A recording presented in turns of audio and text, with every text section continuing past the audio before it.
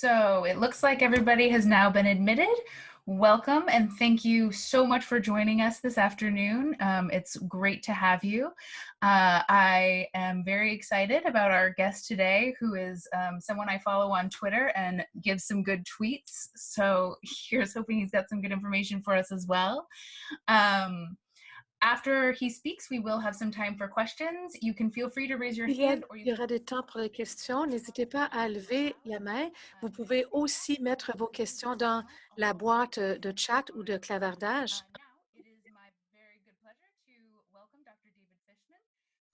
C'est un grand plaisir pour moi de souhaiter la bienvenue au Dr. Fishman. La parole est à vous. Bonjour à tous. Est-ce que vous voyez mon visage en ce moment? Alors, je vais partager mon écran. Et nous avons une demi-heure, si je comprends bien. Alors, commençons. Je vais parler de modélisation et de prévision de la COVID-19. Je commence par reconnaître que les collègues, alors beaucoup du travail que je fais est fondé sur un épidémiologiste brillant qui s'appelle Ashley Tweet. J'utilise beaucoup d'excellent travail fait par des étudiants diplômés de l'Université de Toronto. Et il y a aussi Amy Greer de l'Université de Guelph et j'ai mes collègues en Corée que je veux reconnaître. Et récemment, j'ai coopéré avec un mathématicien qui s'appelle Steve de Koenig, qui dirige un centre de recherche qui s'appelle Matrix Factory en Belgique et qui fait des choses incroyables. Pour ce qui est de la COVID, je pense qu'il n'y a pas de surprise ou de révélation sur ce graphique. Voici où nous en sommes. Nous avons une pandémie mondiale qui a sans doute commencé en octobre ou novembre 2019. Elle a été reconnue fin décembre et en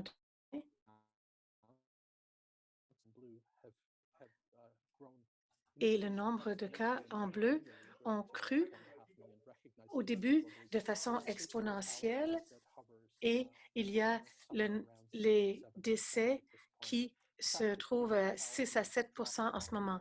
Le fait qu'il y a une petite baisse récente des décès n'est pas un bon signe. Ça signifie que la croissance de l'épidémie reprend et ça veut dire 300 000 décès à peu près. Nous utilisons des modèles pour essayer de comprendre les épidémies de maladies infectieuses. Les modèles sont des réalités complexes simplifiées. Les modèles mathématiques sont un type de modèle, mais il y en a beaucoup de types différents. Ils sont utiles pour comprendre le comportement des systèmes complexes du monde réel. Et une des choses que je préfère vient de mon collègue Dr. Babak Porbolol,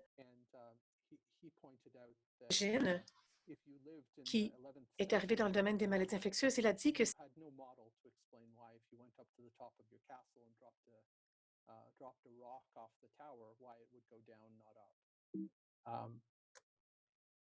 plutôt que de monter. C'est un mystère. Personne ne le comprend. Quelques centaines d'années plus tard, un Anglais qui s'appelait Isaac Newton était assis sous un pommier. Une pomme est tombée sur ta tête et il a formulé un modèle. Il a dit, je vais créer un modèle pour quelque chose que je ne peux pas voir, toucher, sentir, qui s'appelle la gravité, qui serait une force qui tire les choses vers le bas. C'est la force est une formule relativement simple, donc réalité simplifiée. Et ensuite, il a pu faire des expériences pour essayer de valider son modèle. Il a vu que les objets lourds semblaient heurter plus fort. Mais alors, il serait peut-être confus à cause des exceptions. Donc, les ballons gonflés à l'hélium, même s'ils ont une masse, montaient. Ça signifie qu'il doit aller peaufiner son modèle. Donc, la modélisation est un processus itératif où on commence simplement et on ajoute des couches de complexité jusqu'à ce qu'on puisse mieux en mieux comprendre des systèmes complexes.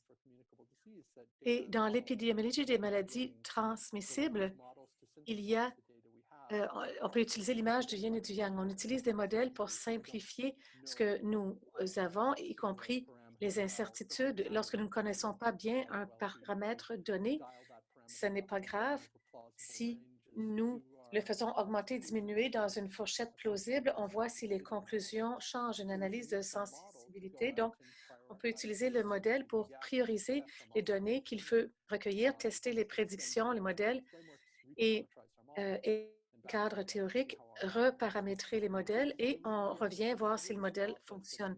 Donc, c'est un processus itératif qui peut continuer, bon, dans le cas de la physique, pendant quelques centaines d'années, commencer avec l'observation d'une pomme qui tombe d'un arbre plutôt que de monter. Et dans les années 60, la physique newtonienne est si sophistiquée qu'on peut envoyer une fusée sur la Lune et y faire descendre des hommes. Comme Babak le disait, lorsqu'on comprend des processus, on peut les prédire et les contrôler. Et ça, c'est bien sûr ce qui est important avec les pandémies qui causent la maladie et les décès. Ashley, quelque chose que j'aimais dit, nous sommes tous des modélisateurs, mais tous les modélisateurs n'utilisent pas les mathématiques. Nous faisons tous des modèles dans notre vie quotidienne. Nous utilisons des raccourcis mentaux pour arriver à nos objectifs. Et nous utilisons des mathématiques dans nos modèles. Et tous les modèles ne sont pas mathématiques. Alors, qu'est-ce que les maths ont à voir avec les maladies infectieuses? Bien, ce sont des maladies causées par des microbes, des virus. Donc, certaines maladies infectieuses comme le tétanisme sont causées par des protéines élaborées par des bactéries, mais pas par les bactéries elles-mêmes. Les maladies transmissibles sont un sous-ensemble des maladies infectieuses et leur propriété fondamentale est la transmission. Les maladies transmissibles sont transmises d'une créature à l'autre. Si c'est une maladie des hommes, d'un être humain à l'autre, sinon d'une créature à une autre. Et les maladies transmissibles sont différentes d'autres maladies que nous étudions parce que les cas sont un facteur de risque. Les cas actuels produisent des cas futurs. Ça signifie que les cas ne sont pas indépendants les uns des autres. Si les cas courants produisent une moyenne de plus d'un cas, il peut y avoir une augmentation exponentielle, autrement dit une épidémie. Ceci n'est pas nouveau. Voici ce bel homme en perruque, c'est Daniel Bernoulli, un mathématicien du 18e qui utilisait les mathématiques pour décrire une épidémie de vérole à Paris. Les mathématiques sont utilisées depuis longtemps et n'ont pas changé tant que ça au cours des dernières centaines d'années. Nous utilisons des formules qui ont été élaborées dans les années 1920. Les modèles ont des limites. Ce n'est pas la réalité. Une des limites, c'est qu'on peut sursimplifier, mais souvent la sursimplification est une force parce que ça permet d'étudier des versions simplifiées d'un problème. La version réelle est souvent trop compliquée. Les modèles sont erronés et c'est parfois une force aussi parce qu'un modèle erroné peut nous montrer qu'on ne comprend pas le système aussi bien qu'on le croirait. Parfois, ils sont erronés selon leur conception, comme avec la COVID-19. Si on fait des projections, si on n'introduit pas la distanciation sociale, dans le cas des augmentations exponentielles, il y a les situations comme l'Italie. Donc, parfois, on veut que les modèles soient erronés parce que les modèles motivent les leaders à prendre des actions. Parfois, les modèles peuvent donner un vernis de précision lorsque la précision n'existe pas. C'est particulièrement vrai lorsqu'il y a des prévisions quantitatives faites par des modèles. Habituellement, ce sont des outils qualitatifs plus utiles. Les modèles peuvent soutenir des politiques erronées si on ne les utilise pas de façon critique. On l'a vu au Royaume-Uni, par exemple, ce qui semblait bon sur papier pour ce qui est de créer l'immunité de groupe, par exemple.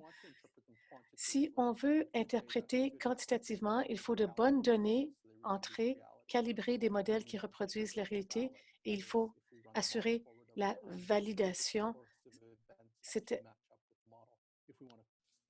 L'interprète signale que La qualité du son n'est pas optimale pour l'interprétation.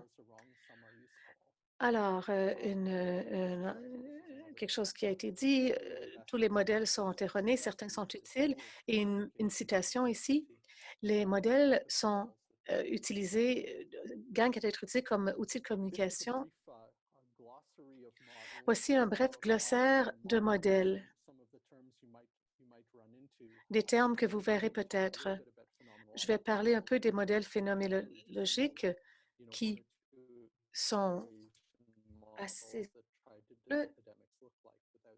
qui tentent de décrire les épidémies sans tenter de reproduire ce qui les sous-tend. La qualité du son n'est pas très bonne en ce moment. Il y a les modèles à compartiments qui décrit la maladie comme un flux de l'infection entre compartiments. Certaines personnes, mais pas moi, utilisent des modèles fondés sur des agents. C'est peut-être des modèles un peu comme SimCity, donc un modèle au niveau des individus et pas des populations ou des compartiments.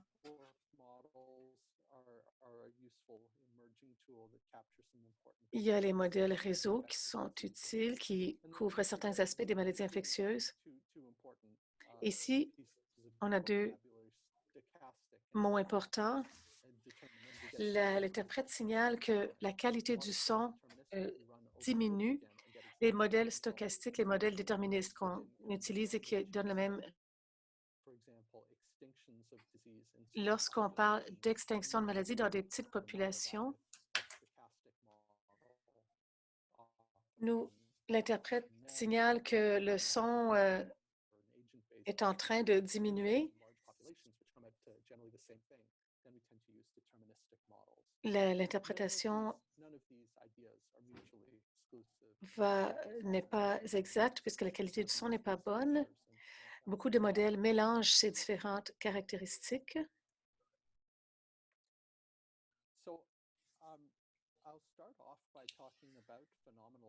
Je vais commencer en parlant des modèles phénoménologiques. Nous les utilisons beaucoup pour décrire la croissance des épidémies. C'est une application que nous avons dans l'Internet pour voir ce qui se produit pour les cas de COVID, la ligne bleue au fil du temps, et raison au processus de croissance non entravé,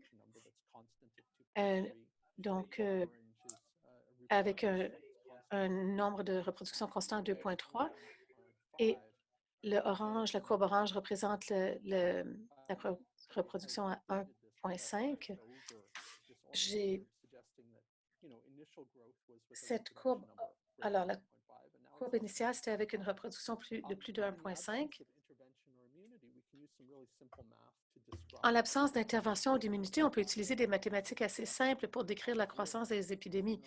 Le R0, c'est le nombre de nouveaux cas créés par les anciens cas dans une population tout à fait susceptible en l'absence d'intervention. Si nous avons une maladie qui a un numéro de reproduction de 3, on commence avec un cas qui produit 3 cas, qui produit 9 cas au total, 27 cas, et après, on arrive à une augmentation exponentielle. Donc, nous voyons pour chaque génération de l'épidémie le numéro IT. Donc, 3 carrés, c'est 9, 9 au troisième, ainsi de suite. Donc, ça ne continue pas de façon indéfinie. Ici, nous voyons un ralentissement de la croissance. Il y a quelques années, j'ai proposé un modèle qu'on utilise maintenant, le modèle IDEA, un ajustement d'incident. Et ça ressemble à cette première équation, IT égale RO. Donc, on commence à un certain niveau, mais c'est carré. Ça fonctionne assez bien pour la prévision des épidémies.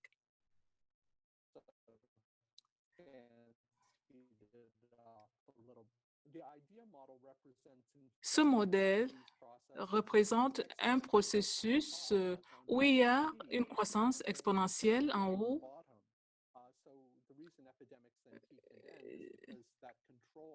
Avec les dernières épidémies, l'interprète signale que le son ne permet pas une bonne interprétation. L'interprétation reprendra dès que le son permet une bonne interprétation.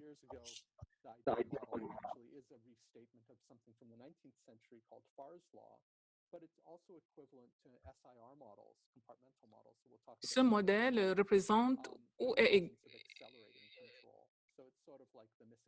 c'est comme le lien qui manque entre les anciens modèles qui existaient, la loi phare et le modèle CIR.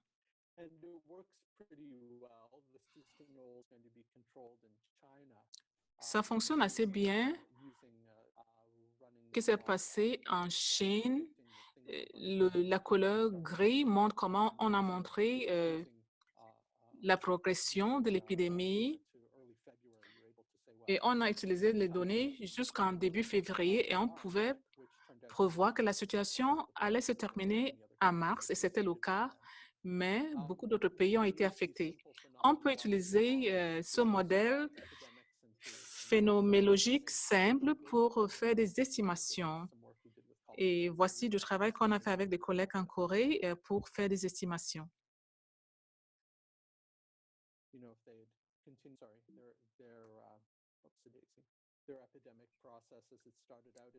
Le processus d'épidémie a commencé en février et on est arrivé à 3,4 millions d'infections. On peut utiliser ces modèles pour le bord au Canada, quelque chose qu'on fait chaque matin avec certains partenaires des provinces. Ça nous permet de faire les prévisions, ça nous permet d'entrer les paramètres de contrôle avec du temps et ça nous permet d'estimer le nombre de reproductions avec du temps. Et c'est à moins de 1 maintenant en Ontario. Un peu à moins de 1 au Canada en général. Donc, voilà certains exemples simples. L'interprète signale que le son ne permet pas une bonne interprétation à ce moment.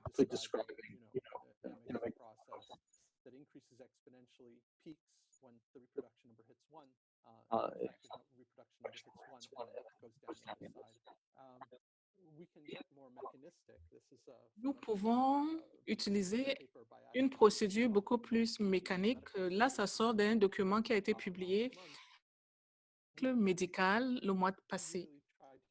Nous pouvons essayer d'utiliser ce modèle pour décrire une maladie au sein d'une population. On regarde avec les personnes vulnérables, les gens qui sont exposés mais qui ne sont pas infectés, les gens peuvent être symptomatiques, les gens peuvent être hospitalisés, isolés, ainsi de suite. Ils peuvent mourir, évidemment. Et nous pouvons également essayer ce genre de modèle pour éclairer la politique de la santé publique. Ashley a eu une idée brillante que si on faisait la distanciation dynamique, et c'est ça qu'on va faire en Ontario et ailleurs, voici le seuil absolu en termes de capacité en l'unité de soins intensifs. On a essayé de faire la recherche de contact et Ashley a pu nous montrer que la distanciation est très importante, mais on peut l'utiliser de temps en temps.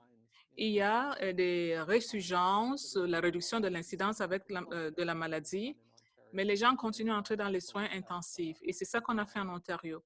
Et d'autres personnes ont proposé les idées similaires.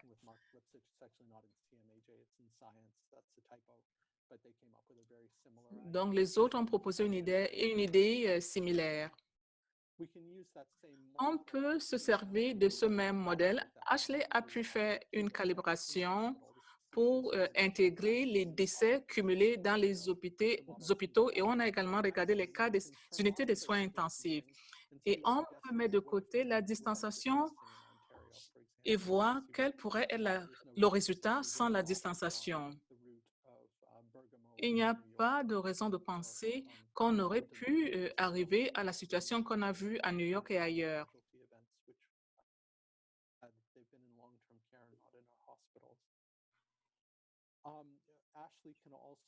Ashley peut également nous montrer Ce qu'on peut voir si on met de côté la distanciation sociale, et ça, c'est en gris, et on peut s'attendre à ce que les degrés différents de l'application de la distanciation nous aident à avoir une idée de la résurgence de la maladie. Nous sommes ici à 39 jours. Si on revient à des niveaux normaux d'interaction, on verra un taux de réduction de 30%, 44e jour, 50% réduction d'interaction. On continue la distanciation sociale avec du temps. Donc, on peut utiliser ces modèles pour essayer de voir quel pourrait se passer si on relâche les mesures de distanciation. Et il y a ce travail excellent que Ashley a fait sur la recherche de contact et la distanciation. C'est très intéressant et nous pouvons constater qu'ici, elle a pu comparer des différents paramètres en même temps. Et on voit qu'un élément important qui élimine les résurgences ici, on voit le numéro de reproduction, c'est moins de 1, est basé sur les tests pour pouvoir trouver les cas asymptomatiques pour que la recherche de contact ait du sens. Si on fait la recherche de contact et on trouve seulement 10% de cas, ça ne nous aide pas pour avoir un impact sur le nombre de reproductions. Ici, nous avons la probabilité. L'interprète signale qu'il y a des problèmes de son qui empêchent une bonne interprétation. Le son se coupe de temps en temps.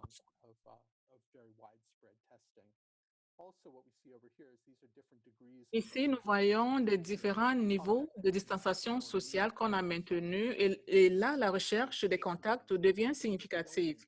Parce que si on ne maintient pas la distanciation sociale, il y aura beaucoup de cas pour nous permettre de faire la recherche de contact. Ashley fait le gros du travail, mais je fais un peu de travail également. Je regarde la situation, l'utilisation des masques comme une intervention qui nous permet de baisser les nombres de reproduction pour que la société puisse s'ouvrir un peu, pour que l'économie puisse se rouvrir. Et ce que nous voyons ici, c'est que oui, les masques sont assez bien, mais lorsqu'on commence avec le numéro de base de reproduction, il faudra beaucoup d'utilisation des masques. Et on voit l'impact des masques sur la reproduction et la transmission. Si on commence maintenant avec un nombre de reproductions faible en Ontario, on pourrait voir l'impact des masques seulement sur la transmission. Ça ne vous protège pas, ça protège les autres de vous. Donc, certains masques peuvent amener le numéro à moins de 1. Donc, ces chiffres peuvent nous permettre de mieux réfléchir sur la situation pour qu'on puisse éviter la résurgence de la maladie. Pour conclure, les modèles ne sont que les versions simplifiées de la réalité qui nous permettent de comprendre les systèmes complexes. Et dans ce contexte de COVID-19, ça nous permet de chercher des raccourcis. Regardons par exemple la situation dans nos unités de soins intensifs. D'appliquer la distanciation sociale. Mais il y aura beaucoup d'autres générations de cas qui arrivent, qui augmentent de façon exponentielle dans les semaines à venir. Et c'est comme ça qu'on s'est retrouvé dans les situations en Italie et en New York. Donc, il faut se servir des données qui viennent de différentes sources. Et ça peut être utile, même si c'est faux. Les modèles faux sont utiles parce que ça nous permet de réagir. Et les modèles faux peuvent également être utiles parce que ça nous fait comprendre qu'on ne comprend pas le système, ça nous éclaire et ça nous permet de recommencer pour trouver les données dont nous avons besoin et ça nous permet de mieux comprendre le système. Cela étant dit, je pense que je peux bien répondre à vos questions. Voici mes coordonnées pour les gens qui veulent me contacter par courriel. Je sais que ça a été fait rapidement, l'exposé. J'espère que ça a été utile. Merci beaucoup. C'était très utile. Je vois les gens en train de clavarder dans la boîte de clavardage. Il y a une question posée. Est-ce qu'il n'y aura pas besoin d'avoir beaucoup plus de résultats si on fait des tests randomisés de la population? Je pense qu'il faut des études de séroprévalence. La plupart des gens, je pense, en ce moment-ci, seront d'accord qu'on manque beaucoup de cas de COVID par rapport à ce qu'on trouve. La raison principale d'incorporer certains modèles, c'est que ça nous permet de savoir la situation réelle de l'épidémie. Et maintenant, nous ne savons pas exactement. Si on a 60 000, 70 000 cas au Canada, nous sommes un pays de 40 millions de personnes. Donc, au calcul rapidement, si c'est 1,5% de personnes infectées, sur la base de ces chiffres, le pourcentage réel des personnes infectées, je pense que c'est 0,1 de personnes infectées, mais le numéro réel, c'est 2 fois plus élevé, basé sur les études de séroprévalence. Donc, c'est plus grave que ce qu'on pense. Donc, il est vrai que peut-être on a beaucoup plus de gens qui ont une certaine immunité contre ces maladies. Dean Callen, sans les données, les prévisions ne seront pas certaines. Et il dit également le taux de faux positifs sont beaucoup plus élevés que le taux de prévalence. Ça dépend des tests d'anticorps qu'on utilise, ça dépend de la population qu'on teste, qu'on diagnostique. Je pense que ça revient à ce que j'ai dit concernant l'importance des analyses qualitatives. Souvent, on met trop d'accent sur les chiffres exacts et on ne peut pas le faire si on n'a pas les bonnes données. On devait adopter une perspective basée sur les modèles et on appliquait les données chinoises sur l'Ontario, une société différente. On n'avait pas encore l'épidémie, mais on a pu fournir les réflexions qualitatives. Nous savons que ça peut avoir un impact intense sur nos unités de soins intensifs si on voit ce qui se passe ailleurs, ici. Et nous savons que si on ferme la société sur la base du fait que les unités de soins intensifs sont débordées, il y aura 3 fois plus de personnes dans les unités de soins intensifs, ainsi de suite. Et puis, on va commencer à voir un impact de la distanciation. Je vous suggère que parfois, on n'a pas besoin d'un modèle. On vit à côté de ce grand État américain qu'on appelle le New York, qui a utilisé ce modèle. Si on n'avait pas adopté les mesures de distanciation, et je félicite le Premier ministre Ford d'avoir pris des bonnes actions au bon moment. Pablo demande, est-ce qu'on peut utiliser ces modèles pour donner une estimation dans certains endroits où le taux de signalisation est moins élevé? Je ne le pense pas. Je ne pense pas. Si vous n'avez pas les données, c'est assez difficile, comme j'ai dit, d'avoir des résultats significatifs, quantitatifs.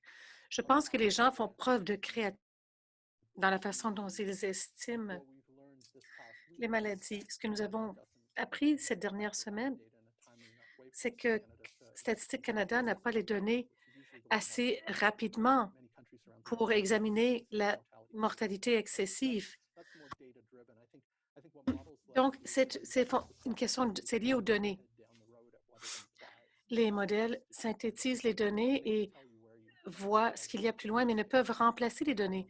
Les modèles peuvent vous indiquer où aller chercher d'autres données, mais je vais revenir à ceci. Parfois, vous n'avez pas besoin de modèles. Et les gens disent, mais précisément à quel point, combien d'éloignement social faut-il? Ce n'est pas comme si on peut dire, bon, on est à 66 de distance, on va baisser à 43,8 et là, ça ira. La réflexion qualitative est importante. Plus il y a de distance, plus la maladie revient lentement Et lorsqu'on revient à la normale, la maladie plus vite. C'est beaucoup plus, tout ce que je pourrais dire de façon quantitative serait erroné. Une dernière question. Dominique demande, est-ce que l'épidémiologie à partir des eaux usées peut être utile? Bon, oui, certainement, ce n'est vraiment pas mon domaine, mais là, dans les égouts, on trouve tout l'arbre de la vie et ça peut aider à comprendre toutes sortes, à partir de l'ADN, dans les égouts, on peut comprendre toutes sortes de choses qui se passent en haut. Les Israéliens le font depuis de nombreuses années pour faire une surveillance du virus de la polio et ont pu capter une résurgence tôt. Les Danois le font pour la résistance aux antibiotiques. Il y a des groupes en Allemagne, en Californie, aux Pays-Bas, qui